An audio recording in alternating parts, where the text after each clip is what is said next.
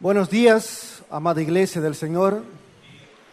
Que el Señor los bendiga grandemente. Abran su Biblia en Romanos capítulo 12. Vamos a dar seguimiento a ese estudio. Vamos a seguir meditando en esta carta del apóstol Pablo a esa iglesia allí en Roma. Romanos capítulo 12. Versículos 1 y 2.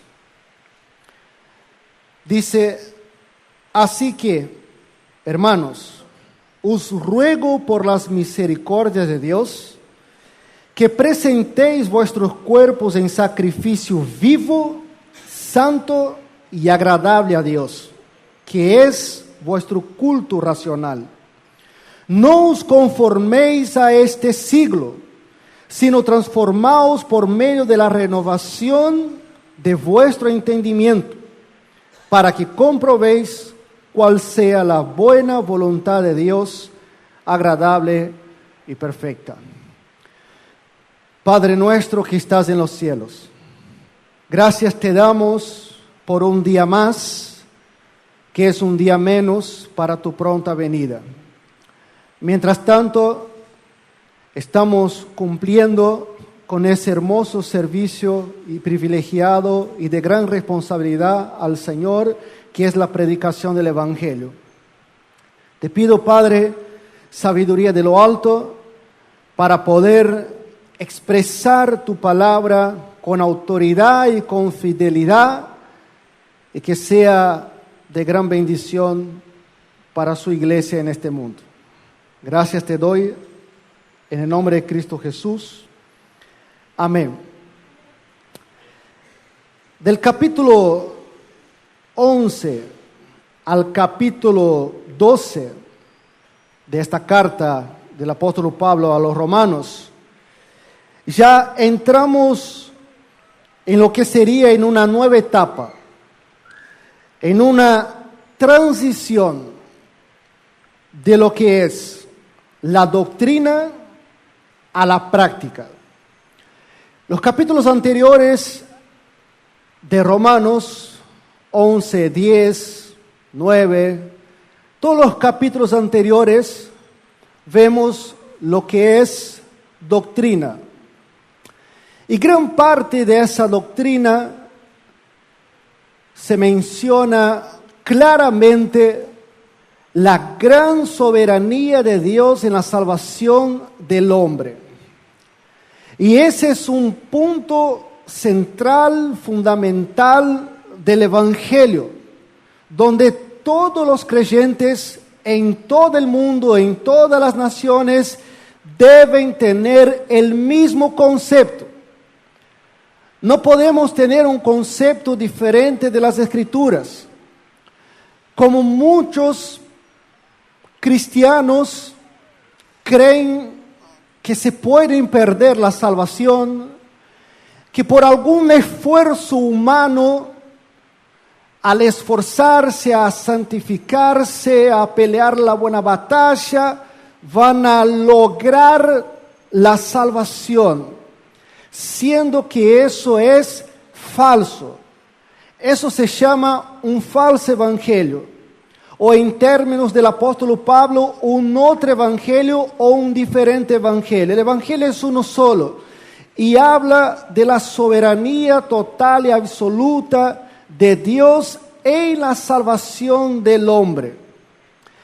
Y eso vimos en capítulos anteriores, cuando Pablo también menciona varias doctrinas con respecto a la salvación, como la justificación por la fe solamente, sin las obras de la ley, como también Pablo menciona que Dios nos amó desde antes de la fundación del mundo, que Dios nos escogió desde antes de la fundación del mundo, y damos gracias a Dios porque Él nos ha elegido desde antes de la fundación del mundo. Caso contrario, jamás nosotros elegiríamos a Dios estando muertos en delitos y pecados.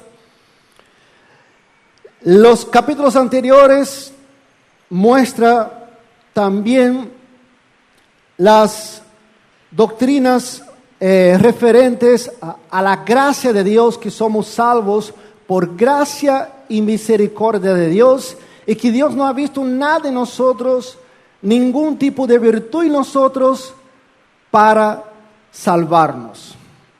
Todo lo que Él hizo no fue por nosotros, sino a pesar de nosotros.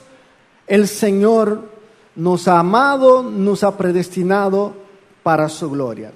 Con respecto a esas doctrinas, a pesar que nosotros tenemos muchas maneras de pensar diferentes de algunos conceptos secundarios del Evangelio, pero esas doctrinas centrales todos tenemos que estar de acuerdo, entendiendo la soberanía de Dios en la salvación de un principio a fin, desde cuando Él nos escoge, desde antes de la fundación del mundo hasta la glorificación. La salvación es del Señor y para Él es toda la gloria.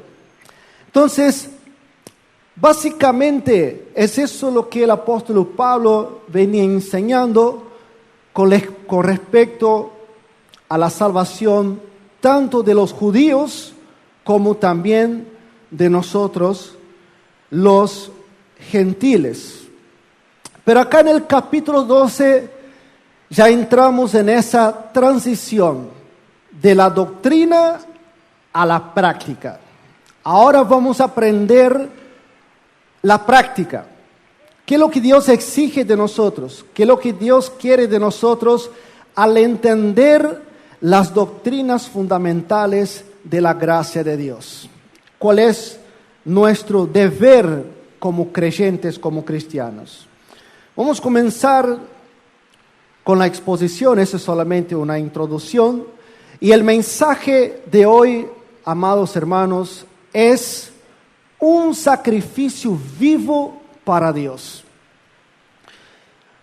Capítulo 12, versículo 1, el apóstol Pablo comienza diciendo: así que, es decir, en consecuencia, o por lo cual, o por lo tanto, de modo, es decir, ese así que no está desconectado del contexto anterior. Para entender lo que el apóstol Pablo nos va a enseñar, inspirado por el Espíritu Santo de Dios a la iglesia de Jesucristo, es necesario entender el contexto. Por eso él dice, así que. Y después él dice, hermanos. El mensaje de hoy no es un mensaje para todos, sino más bien un mensaje específico para la iglesia de Cristo, para hijos de Dios, porque solamente puede aplicar ese mensaje los hijos de Dios. Los demás no lo pueden hacer, porque están muertos en delitos y pecados y son esclavos del pecado. Ese es para nosotros de los cuales también éramos esclavos del pecado. Estábamos muertos en delitos y pecados. Pero Cristo nos hizo libre.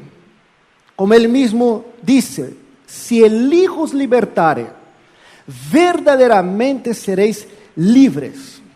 Y por la gracia de Dios, somos libres de la esclavitud del pecado. Y ahora podemos hacer lo que Dios nos manda hacer. Podemos hacer la voluntad de Él. Entonces acá encontramos un mensaje específico para la iglesia de Jesucristo. Hermanos. Y después el apóstol Pablo dice, os ruego por las misericordias de Dios.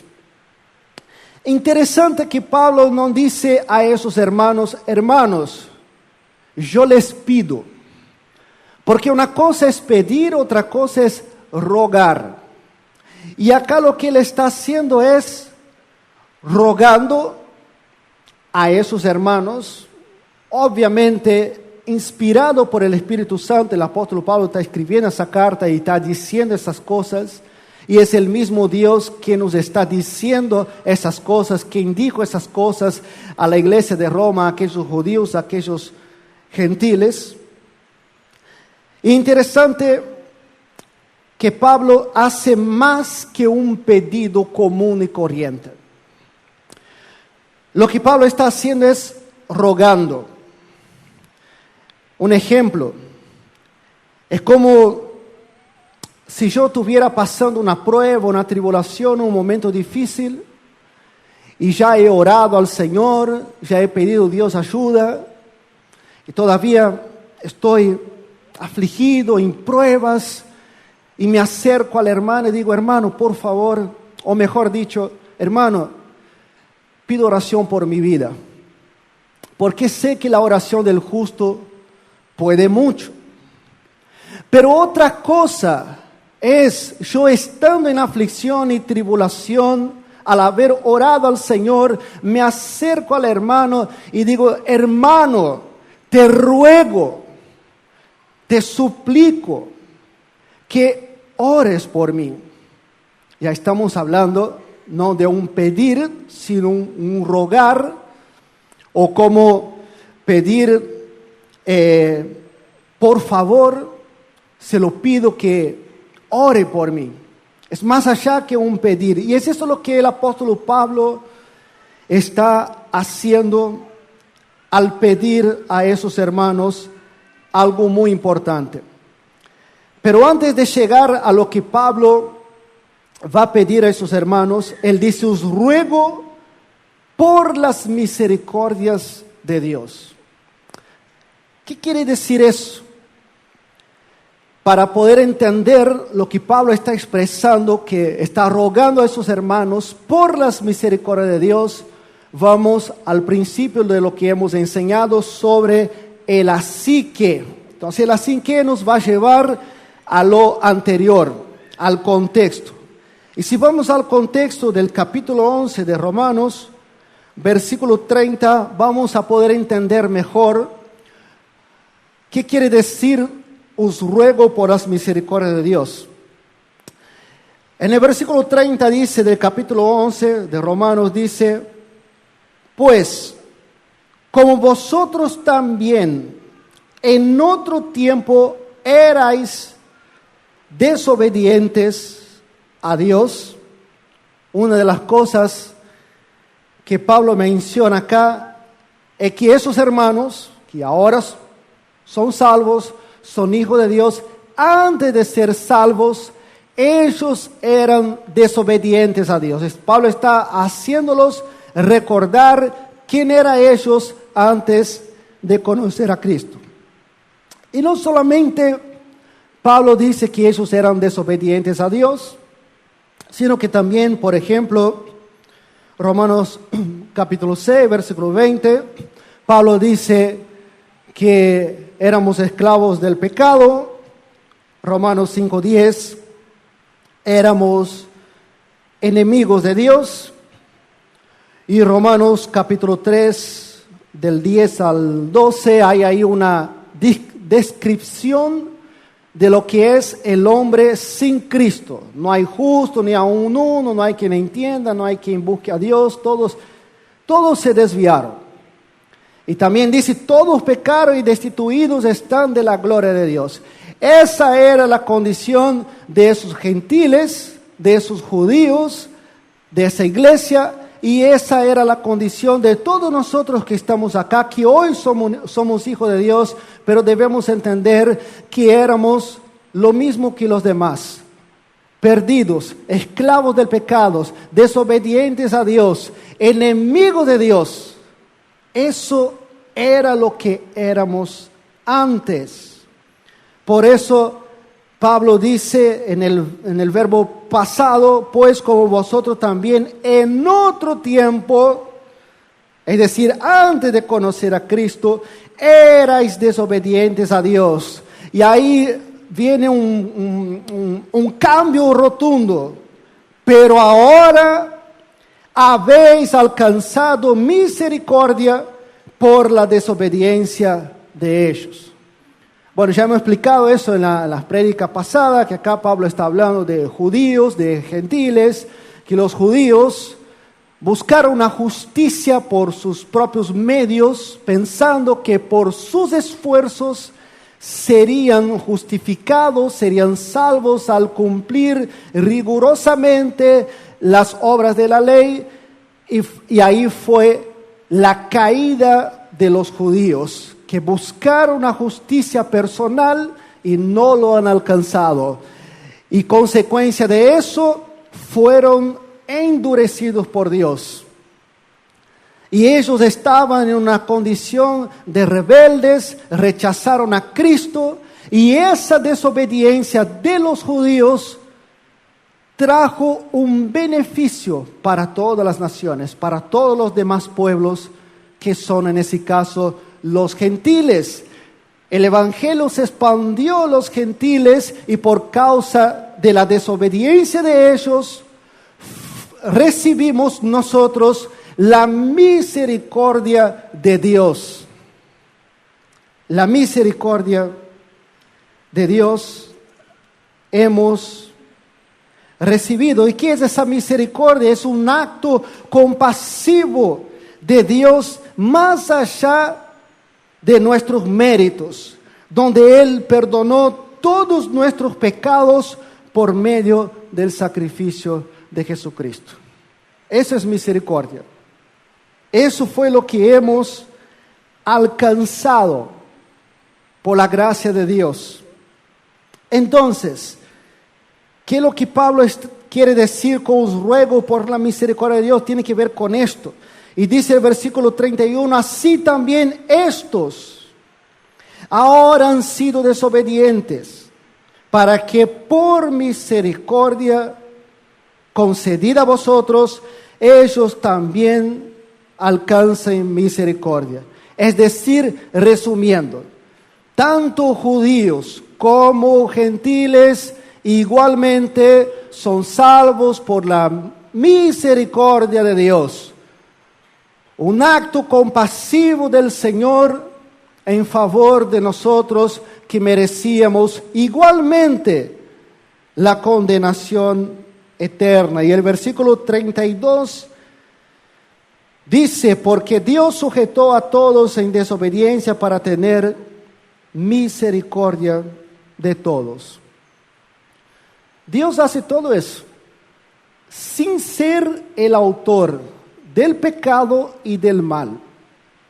Dios sujetó a todos en desobediencia, judíos y gentiles, para tener misericordia de todos. Pero ojo, que no es que Dios tiene misericordia de todos y va a salvar a todos. De todos los que fueron escogidos desde un principio para salvación, tanto judíos como gentiles, Dios tiene misericordia de todos ellos. Entonces, concluyendo, nosotros gentiles, los judíos, fuimos salvos por las misericordias de Dios. Entonces Pablo lo que está diciendo es, hermanos, ustedes eran desobedientes a Dios, ustedes eran enemigos de Dios, ustedes estaban o eran esclavos del pecado, pero ahora la misericordia de Dios ha llegado a la vida de ustedes. Entonces, es decir, por lo que Dios ha hecho por ustedes, ahora ¿qué deben hacer ustedes por lo que Dios hizo por ustedes? Y ahí Él va a decir, que presentéis vuestros cuerpos en sacrificio vivo. Eso es lo que la iglesia, los creyentes, los cristianos deben hacer por lo que Dios ha hecho por uno, por amor a Jesucristo. Somos hoy esclavos de Cristo por amor. Ya vamos también a aclarar algunos conceptos para que no haya ninguna confusión del por qué debemos sacrificar nuestra vida como un sacrificio vivo. Una palabra interesante que aparece ahí es presentéis, que el apóstol Pablo menciona. Quizás el apóstol Pablo tenía en mente los sacrificios del Antiguo Testamento, que los animales, los corderos, eran presentados a Dios, eran sacrificados, eran muertos. Pero Pablo no dice sacrificio muerto. Pablo dice que presentéis vuestros cuerpos. Acá cuerpo es literalmente cuerpo. Es todo nuestro ser, todo nuestro cuerpo. Así como nosotros antes, cuando éramos desobedientes, presentábamos nuestros cuerpos y ofrecía nuestro cuerpo a la inmundicia, al pecado. Ahora, una vez salvos por gracia, debemos presentar nuestro cuerpo, nuestra vida, no en el sentido que debemos matarnos o quitarnos la vida, no, es un sacrificio vivo de nuestra vida, como un sacrificio para el Señor, un sacrificio vivo. ¿Y qué quiere decir ese sacrificio vivo? Porque ahí dice también santo, agradable a Dios. La palabra santo quiere decir separado. Acá lo que el apóstol Pablo está hablando como un sacrificio vivo es la santificación. La santificación es un sacrificio. Acuérdense que nosotros éramos esclavos del pecado, fuimos libres, pero aún el pecado mora en nosotros. Aún tenemos esta vieja naturaleza en la cual luchamos diariamente en contra de nuestro viejo hombre. Por eso el apóstol Pablo dice, vamos a Colosenses, capítulo 3, versículo 1. Si pues, condición, habéis resucitado con Cristo, buscad las cosas de arriba, donde está Cristo sentado a la diestra de Dios. Solo puede hacer eso si has resucitado con Cristo. Es decir, estaba muerto, has resucitado, has nacido de nuevo. Ahora lo que tenés que hacer es buscar las cosas de arriba. Y no solamente eso.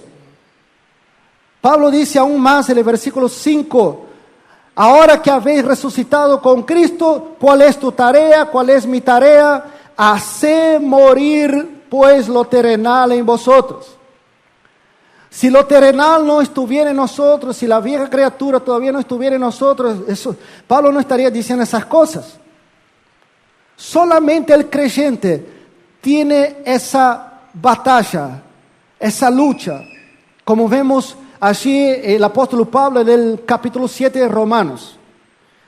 Entonces él dice, hace morir lo terrenal en vosotros. ¿Y qué hacer morir lo terrenal en vosotros? Hace morir lo que es la fornicación, impureza, pasiones desordenadas, malos deseos y avaricia, que es idolatría, cosas por las cuales la ira de Dios viene sobre los hijos de desobediencia, en las cuales vosotros también anduvisteis en otro tiempo, cuando vivíais en ellas, en otro tiempo.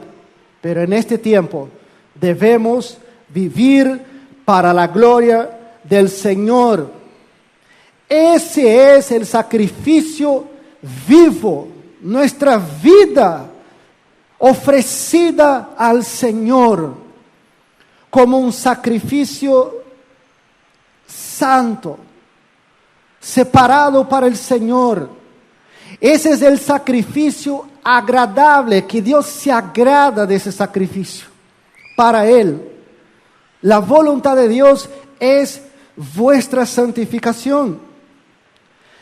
Y la consecuencia, el resultado de todo eso es un culto racional, que es un resultado de todo eso. Ahora quería hacer algunas aclaraciones importantes con respecto a ese tema del sacrificio vivo para el Señor que nosotros creyentes debemos hacer.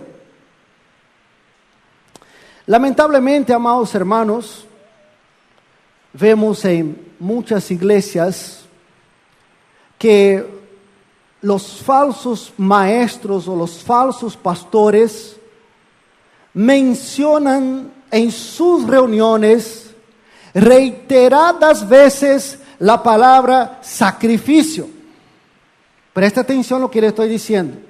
Reiteradas veces mencionan la palabra sacrificio, sacrificio, que tenés que sacrificar, que debes sacrificar.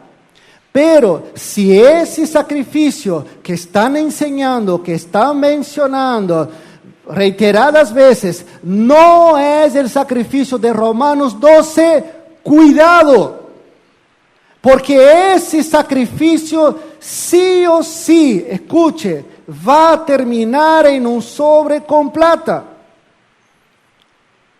Eso es lo que ellos, falsos pastores, muchos enseñan, donde tiene que sacrificar todo lo que tiene, su auto, su casa, terreno. Y ya he visto muchas personas sacrificar todo, creyendo que el pastor es un hombre de Dios, es un siervo de Dios, y lo hace. Y el pastor toma versículos fuera de contexto y toma a Abraham, que Abraham sacrificó, y la gente, porque no lee la Biblia, tiene pereza de leer la Biblia, entonces los pastores tienen ventaja y al invés de la gente prosperar, solo ellos prosperan.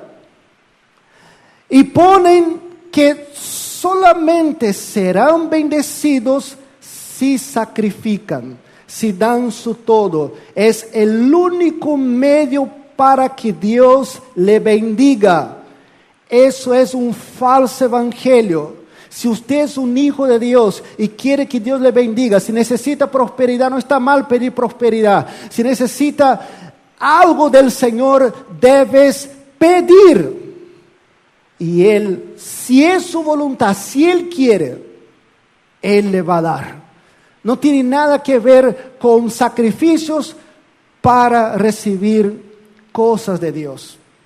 Y si usted está en un lugar así, y congrega en un lugar así, que reiteradas veces dice que tiene que sacrificar su todo, cuidado, eso es un falso evangelio, son falsos maestros. Y le digo más, haga como yo hice, salga de ese lugar. ¿Sabe por qué? Porque no es tan sencilla la cosa. La ira de Dios vendrá sobre los falsos maestros. Ellos van a pagar muy caro lo que están haciendo con la gente. Porque he visto muchas personas que han sacrificado todo y han quedado sin nada. Pero el juicio de Dios no viene solamente para los falsos maestros. Viene para sus seguidores. Vienen para los que aman esos mensajes. Vienen para los que quieren esos mensajes. Si usted ha escuchado ese mensaje y sigue en esto, cuidado, la ira de Dios vendrá tanto para ellos como para su vida. Y el consejo que le doy es, salga de ese falso evangelio y busque ayuda. Busque una iglesia que predique la sana doctrina. Ese no es el sacrificio que Dios te está pidiendo. Está bien, estoy de acuerdo que, por ejemplo, si tenemos una causa en la iglesia donde debemos recaudar una cantidad de dinero para hacer una compra, entonces todos los hermanos nos unimos y ayudamos para que la obra de Dios siga avanzando, pero no para pedir cosas a Dios, no para dar algo en cambio de algo de Dios. Y está bien también que nosotros ofrendemos al Señor, porque toda la tierra es de Él, todo lo que recibimos es de Él. Entonces, ese sacrificio que yo les mencioné de los falsos maestros no es el sacrificio que Dios te pide. El sacrificio que Dios te pide es un sacrificio vivo para Él. Otra aclaración importante. No me sacrifico para ser salvo. Queriendo o no, eso es una cosa que muchos lo hacen. Se sacrifican, se santifican, pensando que a través de ese esfuerzo que hacen serán salvos. No me sacrifico para ser salvo. Me sacrifico, me hago un sacrificio vivo para el Señor porque ya soy salvo. Es imposible alguien que no es salvo presentar un sacrificio vivo para Dios. Entonces no nos sacrificamos para ser salvos, sino que ya somos salvos y de una manera como un agradecimiento. Por eso Pablo dice, os ruego por las misericordias de Dios, hacemos eso por lo que Dios ha hecho por nosotros, por amor al Señor. Otra aclaración importante fue la que mencioné reciente de los sacrificios, que Dios no pide esos sacrificios que los falsos maestros siempre están mencionando. Entonces, lo que debemos hacer hoy como creyentes es presentar nuestra vida en sacrificio al Señor Jesucristo. Versículo 2, Pablo, él dice, no os conforméis a ese siglo. Eso es parte del sacrificio vivo al Señor. No os conforméis a este siglo, sino transformaos por medio de la renovación de vuestro entendimiento para que comprobéis cuál sea la buena voluntad de Dios, agradable y perfecta. Antes de conocer a Dios, teníamos una manera de pensar. Vivíamos como la corriente de ese mundo. Aceptábamos y abrazábamos y vivíamos conforme a los conceptos del mundo y actuábamos como el mundo. Pero hemos sido libertados, estamos en el mundo, pero ya no somos del mundo. Nuestra condición espiritual hoy, amados hermanos, es que somos peregrinos y extranjeros en esta tierra. Es decir, peregrinos, estamos caminando. ¿Hacia dónde? Hacia la eternidad, hacia la gloria, podríamos decir así. Somos extranjeros. ¿En qué sentido? En el sentido de lo que dijo Jesús. No son del mundo. Y como decía el apóstol Pablo, nuestra ciudadanía está en los cielos. Estamos acá, pero no pertenecemos aquí.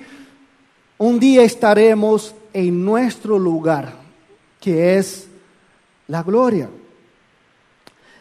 Entonces, no debemos conformarnos con este siglo, con este mundo. El apóstol Juan especifica un poco ese tema sobre no conformarse con ese siglo, podemos decir así, cuando él dice, 1 de Juan capítulo 2, versículos 15 al 17, dice, no améis al mundo, ni las cosas que están en el mundo. Si alguno ama al mundo, el amor del Padre no está en él. Podríamos hasta decir, no es un hijo de Dios. Si amas al mundo, el amor del Padre no está sobre ti. Y él dice, porque todo lo que hay en el mundo, podemos preguntarnos, ¿qué es mundo? Mundo es eso. Porque todo lo que hay en el mundo, los deseos de la carne, los deseos de los ojos, y la vanagloria de la vida, no proviene del Padre, sino del mundo. Y el mundo pasa sus deseos, pero el que hace la voluntad de Dios permanece para siempre. Entonces, ese es el sacrificio que debes hacer. No ames al mundo. Eso es lo que Dios manda hacer como creyentes, como hijos de Dios. Y él habla ahí de los deseos de la carne, de deseos. Dios nos ha creado con deseos. Pablo no está mencionando esos deseos comunes que tenemos nosotros, deseos de comer, deseos de oír, de ver, deseos naturales en el cual Dios nos ha creado. Sino más bien, Pablo está hablando de los deseos excesivos y desordenados de la carne. Son esos deseos de los cuales tenemos que huir. Por eso la Biblia dice, andad en el Espíritu y no satisfagáis los deseos de la carne. Ese es el sacrificio constante, diario, en el cual debemos vivir. Un sacrificio vivo para Dios. Cuando sales de la iglesia, ¿cómo vives? ¿Cómo actúas? ¿Sacrifica tu vida para el Señor? ¿Vive en el Espíritu? ¿Lucha contra el pecado diariamente? ¿Hace morir lo terrenal? Pero es importante entender que esas cosas no las podemos hacer con la fuerza del brazo, porque vamos a fracasar. ¿Cómo vamos terminando? Vamos a lo que es la conclusión de ese mensaje. Lo que Dios pide de nosotros es que vivamos una vida de sacrificio vivo para Él en agradecimiento por sus grandes misericordias que nos alcanzó. Pero, ¿cómo es eso en la práctica? ¿Cómo aplicar ese mensaje a mi vida? ¿Cómo puedo, pastor, ser un sacrificio vivo para Dios diariamente? Bueno, en primer lugar, o una de las cosas que debemos hacer para lograr eso es leer la Biblia. Porque si no lees la Biblia, tu mente va a estar vacía de la Biblia, de las cosas del Señor, de lo que Dios te manda hacer. ¿Cómo te vas a acordar de lo que Dios te manda hacer si no lo haces? Si terminando la reunión, llegando en casa, los familiares preguntan, ¿fuiste a la iglesia? Sí, usted fue a la iglesia. Ah, bien, mira. Pero, ¿cómo fue la prédica? ¿Qué dijo el pastor? Ah, el pastor dijo,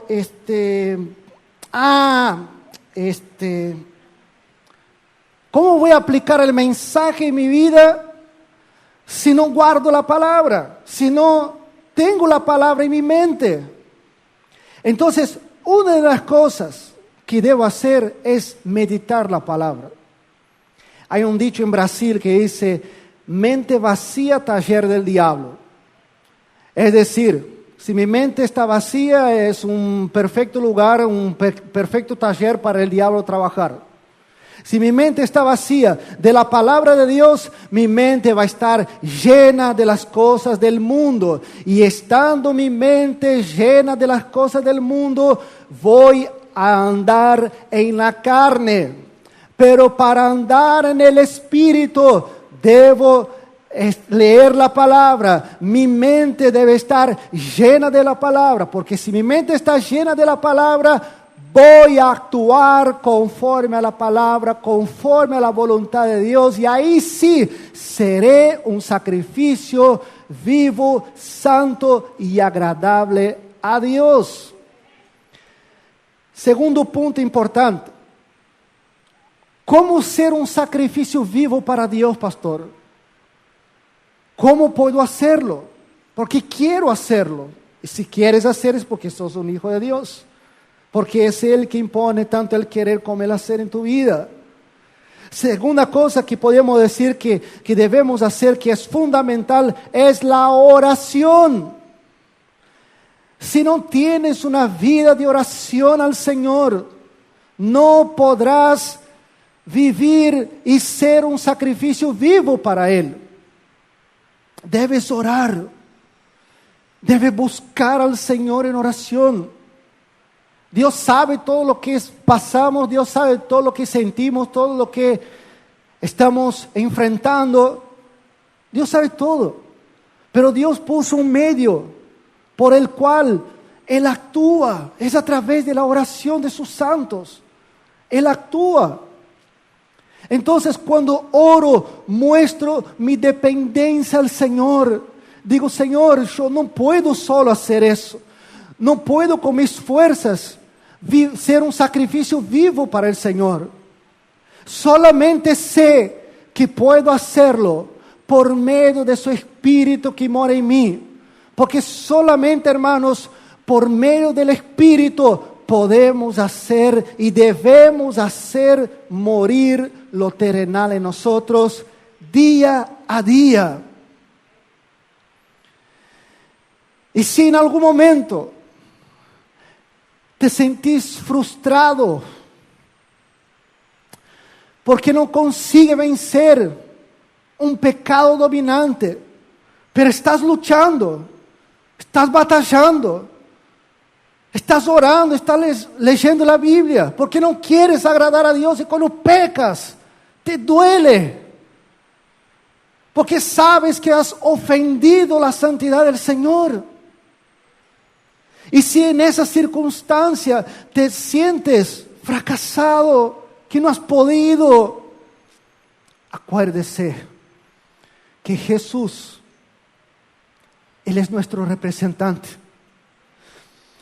Él vivió la vida que nosotros no pudimos vivir. Cuando Dios mira a Cristo, Él mira para usted.